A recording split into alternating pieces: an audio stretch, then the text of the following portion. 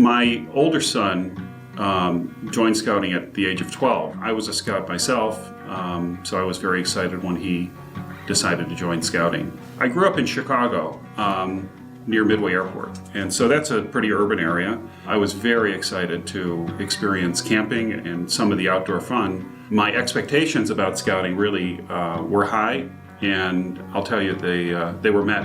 When I was a 12 or 13-year-old scout, we took this great hike in Indiana, which, as I look back on it today, was incredibly dangerous. And the interesting thing about the hike involved traversing half a dozen ravines with cable bridges. And these weren't ordinary cable bridges. These were bridges that had two parallel cables strung high and low, maybe 6 or 7 feet apart.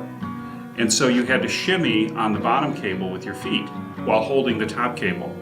The distances were not great, maybe 50 to 75 feet, but it was terrifying. We really enjoyed the adventure, and I can recall it like it was yesterday, and it was well over 40 years ago. One of my great memories of scouting happened a couple of years ago when we held an Eagle alumni event here in our council, and about 60 or 70 Eagle Scouts of all ages from a variety of different backgrounds, each of whom became Eagles throughout the country. And the one thing that struck me when I was talking to Eagle Scouts who were 90 years old and 70 years old and 50 years old, as well as younger Eagle Scouts in their early 20s, was that the experiences that we each had in the program, despite our age, despite where we were Scouts, where we became Eagle Scouts, it was remarkably similar,